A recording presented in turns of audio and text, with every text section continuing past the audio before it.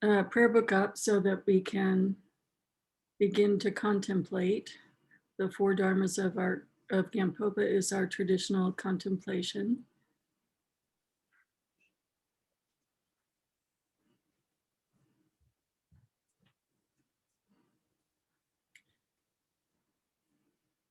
And this actually comes from my experience at Gampo Abbey, where we would ring the bell 21 times as we waited for people to gather. This is traditional. You'll see it in all the different monasteries. And the person who's ringing the bell, and hopefully the people who are standing waiting for the ceremony, are doing a contemplation. And this is the contemplation that we did at Campo Abbey. And especially now that we've integrated into our online practice, it's a wonderful series of verses to contemplate and keeps deepening in meaning.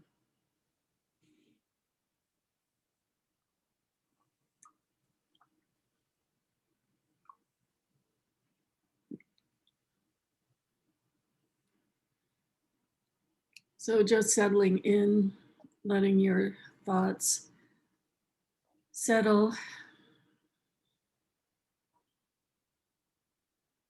There was a very light snow yesterday, so the connection to the natural world of just letting the snowflakes fall on the ground in the same way we just let our thoughts fall on the ground. If it's a warm ground, they dissolve, another metaphor for the impermanence of thoughts.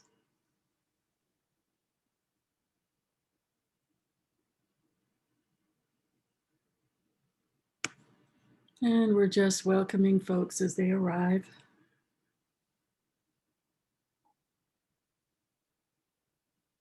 It took me 1,000,000 years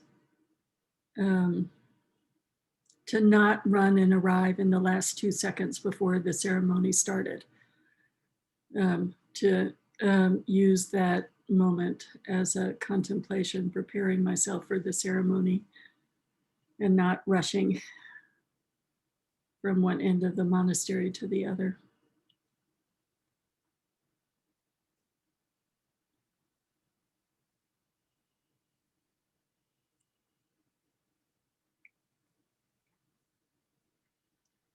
Seeing the benefits of the in-between mindfulness.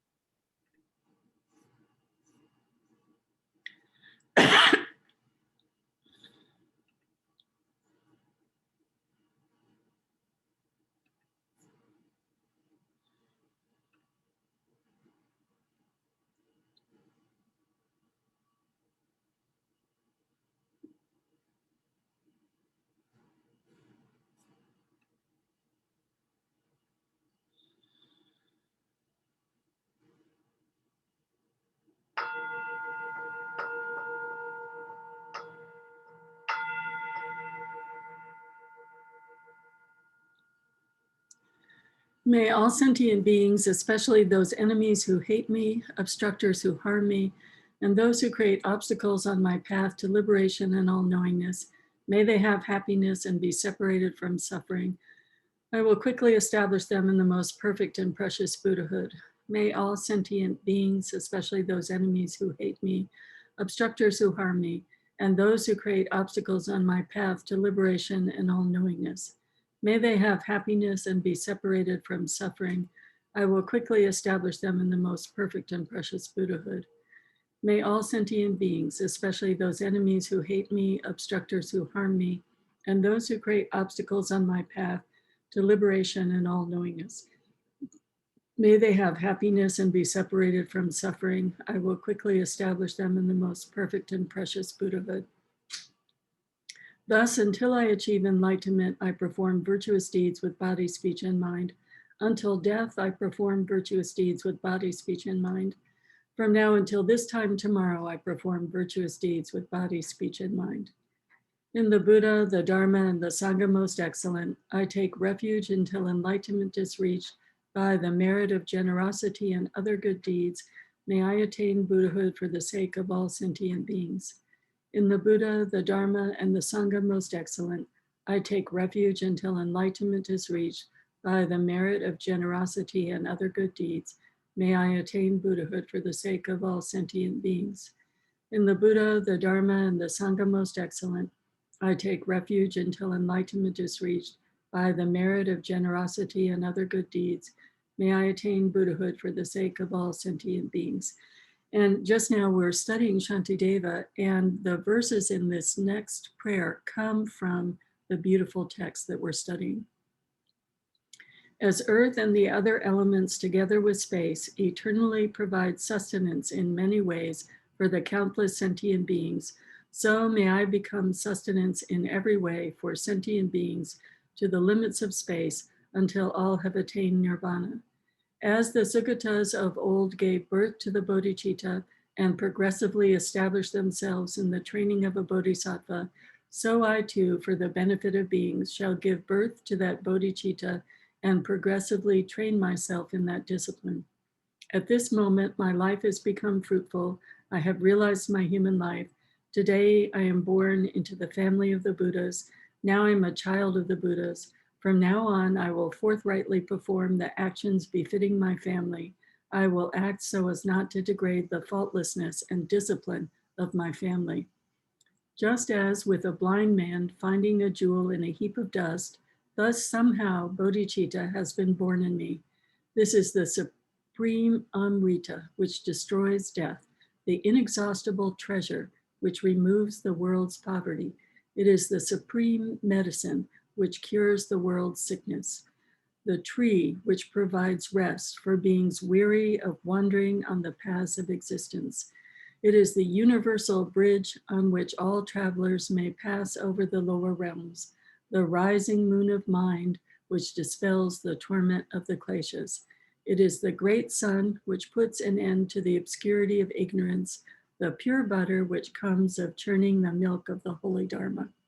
For travelers wandering the paths of existence, seeking happiness from objects of enjoyment, it is supreme bliss near at hand, the great feast which satisfies sentient beings. Today, witnessed by all the protectors, I have welcomed the sentient beings and Sugatas, Devas, and Asuras rejoice. May all mother sentient beings, boundless as the sky, have happiness and the causes of happiness. May they be liberated from suffering and the causes of suffering. May they never be separated from the happiness which is free from sorrow. May they rest in equanimity, free from attachment and aversion. May all mother sentient beings, boundless as the sky, have happiness and the causes of happiness. May they be liberated from suffering and the causes of suffering. May they never be separated from the happiness which is free from sorrow.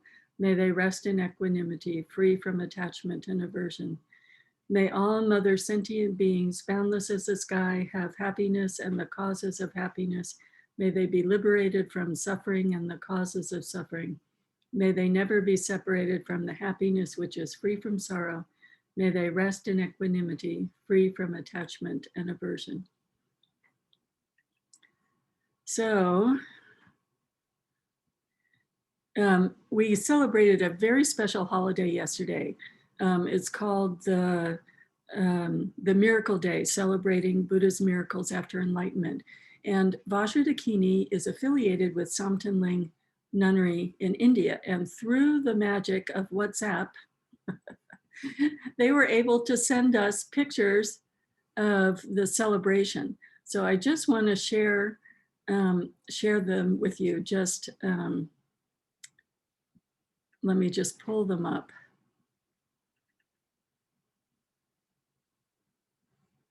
All right.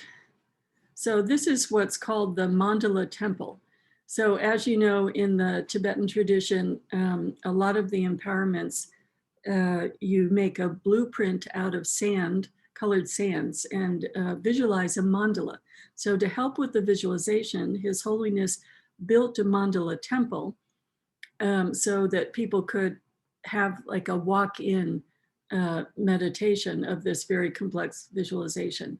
But on the holidays, now the Tibetans in India have joyfully taken on the celebratory lights of Diwali and now integrate that kind of joy of lights in their celebrations as well. Okay, so now I'm gonna put up another one. So this is the nuns' temple. The nuns have their own, the nuns community is of course separate from the monks community. So this is their temple. This is the morning, greeting everybody.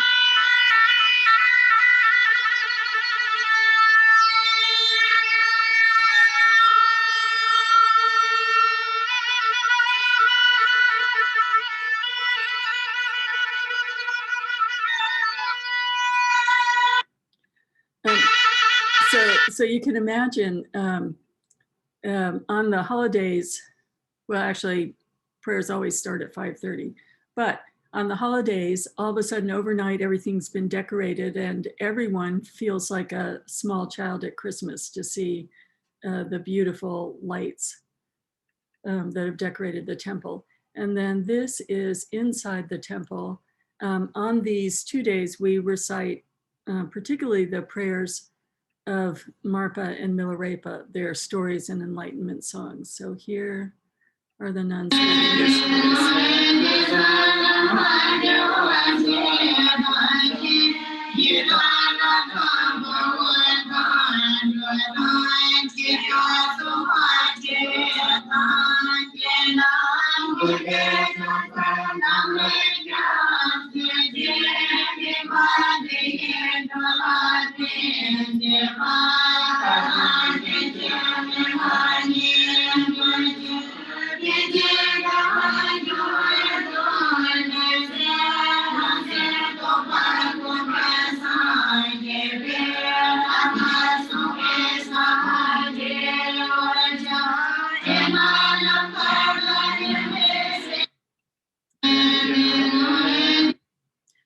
So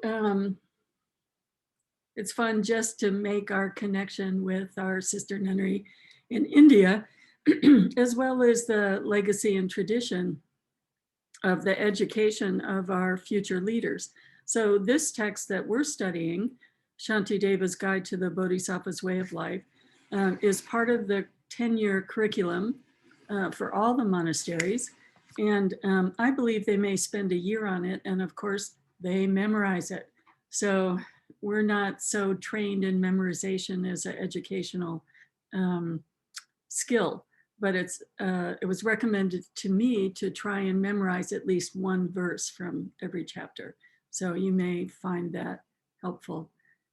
We studied it, I think probably for 4 months when I was at Gampo Abbey. And then of course,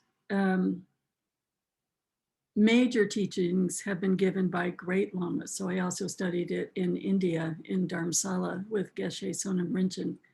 So they would teach an hour a day, probably twice a week. So it's such a major text, and it's shared by all the Mahayana traditions. So all the Chinese monks and nuns study it. All of the whole legacy of Buddhism in the Mahayana era found this to be one of the most important, most classic texts, one of the most significant trainings that anyone could have. So now we are at verse 90 in the meditation chapter. And I'm going to read the verse. Today we're just going to focus on 2 verses. And let me put this in the chat room so that you'll be able to access it easily. And one thing I thought that we might think about today is sometimes, we're talking about ancient India, we're talking about Tibetan teachers a lot because we're in a Tibetan tradition. And we don't think to look at the extraordinary bodhisattvas that have emerged from our culture. So the Uttara Tantra is a very classic work that emphasizes not to be restricted by dogma and not to be restricted by a sense of sectarianism.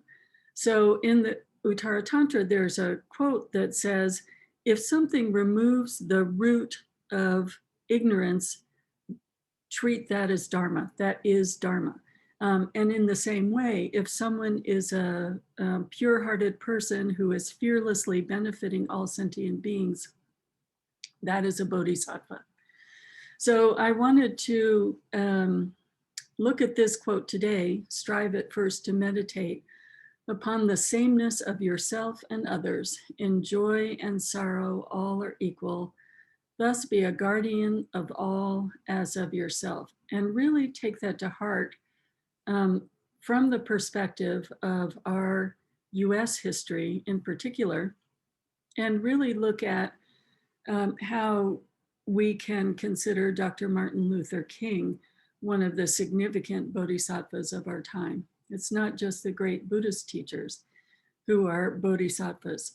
So when I was thinking about him this morning, I thought his life story is not dissimilar, when we talk about people giving up privilege and seeing the needs of all the suffering beings. So he was born into a family where his father was quite prominent, and his father taught at a significant church, and he received a really wonderful education. And had he wanted to, he could have stayed right in that track.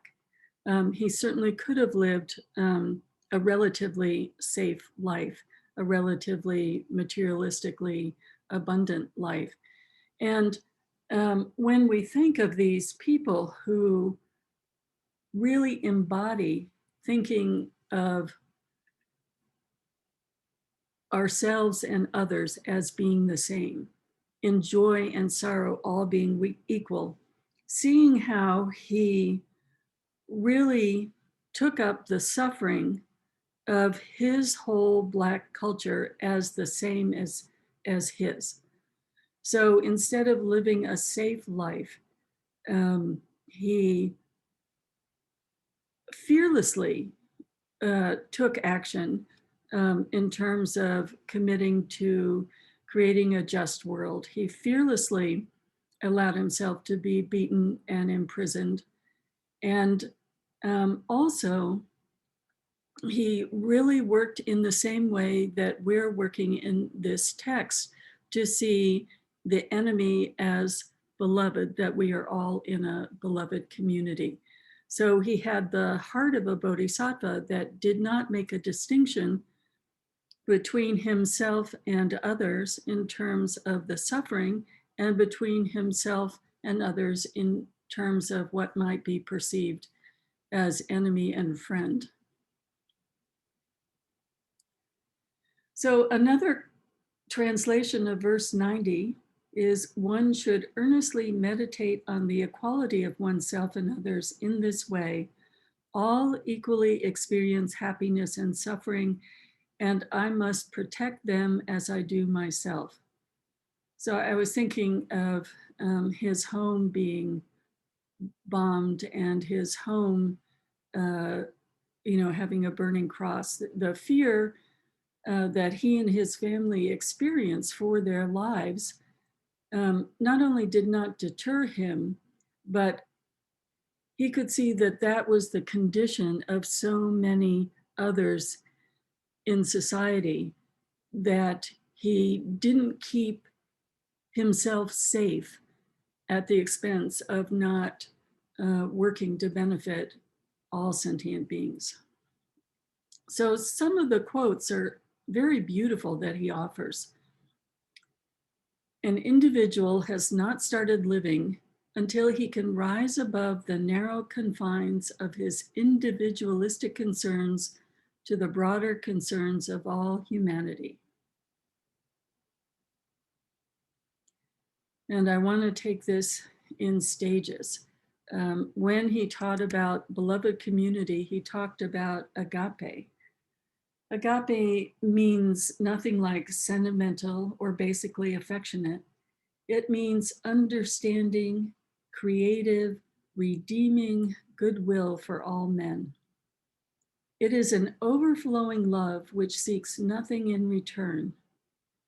It is not set in motion by any quality or function of its object. It is purely spontaneous, unmotivated, groundless, and creative. It is the love of God operating in the human heart. When we rise to love on the agape level, we love men not because we like them, not because their attitudes and ways appeal to us, but we love them because God loves them. Here we rise to the position of the loving person, of loving the person who does the evil deed while hating the deed that the person does. So I'm going to just repeat one powerful sentence. It's an overflowing love which seeks nothing in return. It's not set in motion by any quality or function of its object. It is purely spontaneous, unmotivated, groundless, and creative. This could be a Buddhist definition of ultimate bodhicitta. When we do the trainings in loving kindness, when we do the trainings in compassion, we're generating that overflowing love. We are removing the sense of this is me doing a good deed, or this is me loving a person who is unlovable, or even this is me generating love for someone. So it's not set in motion by any quality or function of its object. This relates to our understanding of the absence of self, other, and the kindness. Purely spontaneous, unmotivated, groundless, and creative. In the final analysis, agape means recognition of the fact that all life is interrelated, all humanity is involved in a single process, and all men are brothers. A perfect expression of interdependence.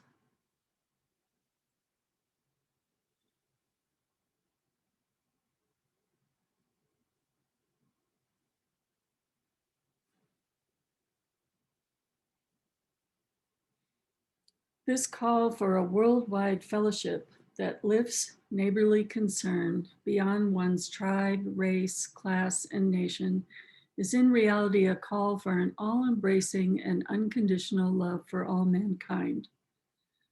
When I speak of love, I'm not speaking of some sentimental and weak response. I'm speaking of that force which all the great religions have seen as the supreme unifying principle of life. Love is somehow the key that unlocks the door which leads to ultimate reality. I'm going to repeat that last line. Love is somehow the key that unlocks the door which leads to ultimate reality. And we might say bodhicitta is somehow the key that unlocks the door which leads to ultimate reality. So these next series of verses are exactly about contemplating the key that unlocks our fixation on self and other and leads us to ultimate reality, that spontaneous, groundless, creative force that he was speaking about.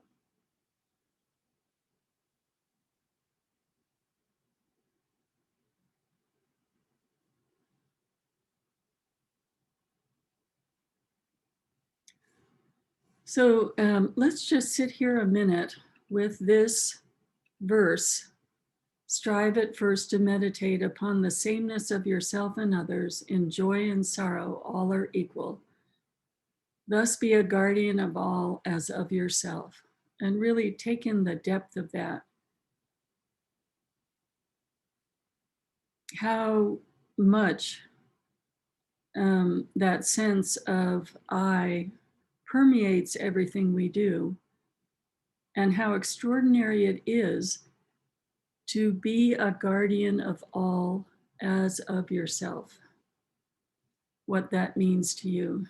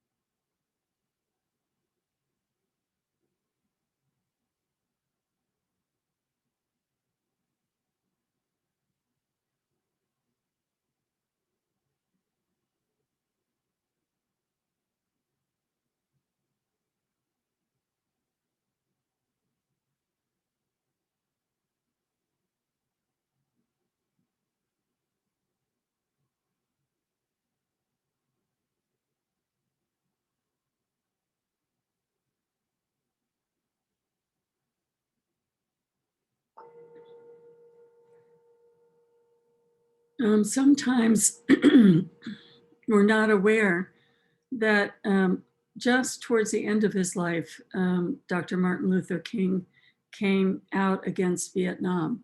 And that's because he met with Thich Nhat Hanh and actually nominated Thich Nhat Hanh for the Nobel Peace Prize. So it was of a great risk to his stature and legacy to take such an unpopular stance at that time. But he went from seeing the suffering of his community here and seeing it was the same suffering as Thich Nhat Hanh's community in Vietnam, and then embodying an even larger strive at first to meditate on the sameness of yourself and others. So just as in the kindness meditation where we start in ever enlarging circles, we can see in the minds of the great Bodhisattva, the ever enlarging vast capacity of love. And when we think of the Buddha, we think of no boundaries in that capacity at all. So the next verse, and I'll put up two translations just because I really like getting every aspect to understand these. The hand and limbs are many and distinct, but all are one body to be kept and guarded. Likewise, different beings in their joys and sorrows are like me, all one in wanting happiness. And then another translation, just as the body, which has many parts owing to its division into arms and so forth, should be protected as a whole, so should this entire world, which is differentiated and yet has the nature of the same suffering and happiness. So we make distinctions in our body, but it doesn't prevent us from seeing our body as our entire self. In the same way, so should the entire world, which is differentiated and yet has the same nature of suffering and happiness that we experience. Why is it we stop the distinction about whose happiness is important with ourselves, with our families, with our small neighborhoods, with our small communities? Where is the boundary that we have, and why do we set that particular boundary when it could incorporate the whole world?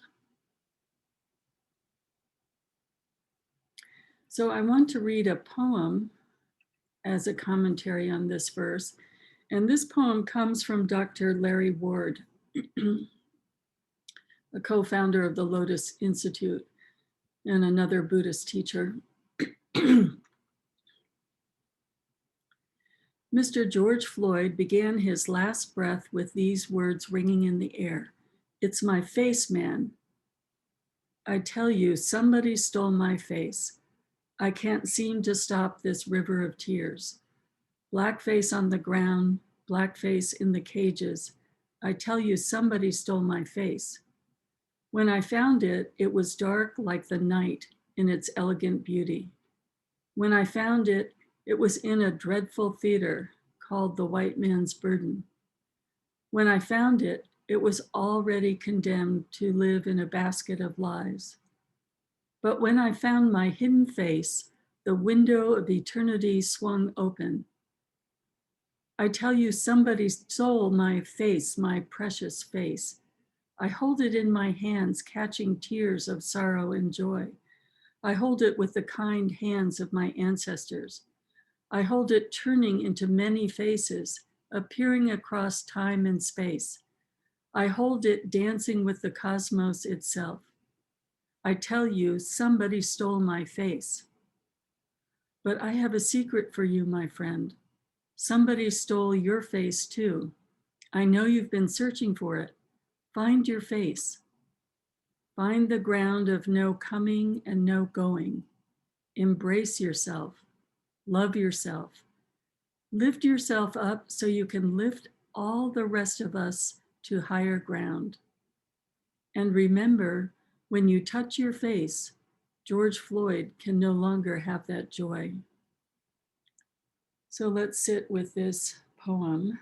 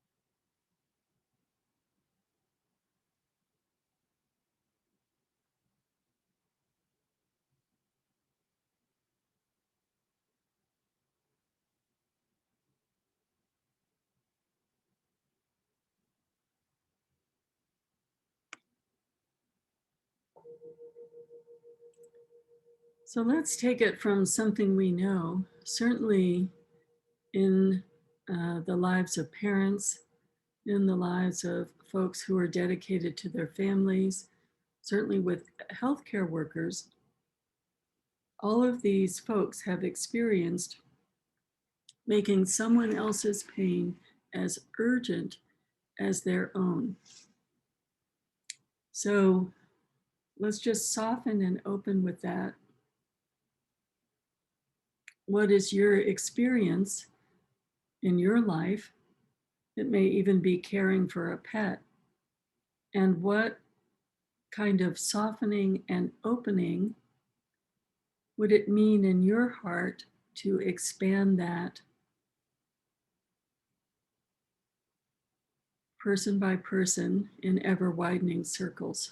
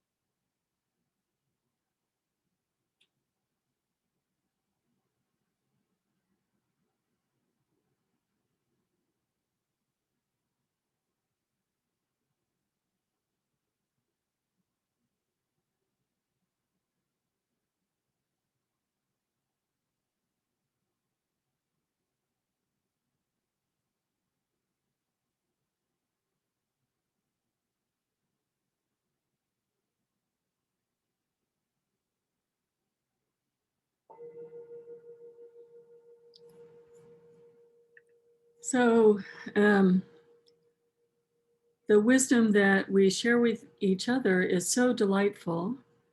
I'm going to give an opportunity for some direct conversation in breakout rooms.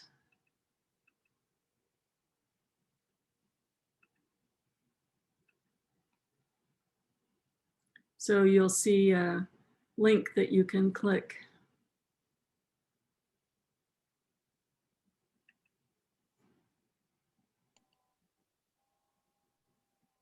Mo, do you want to turn off the live part? I will, thank you.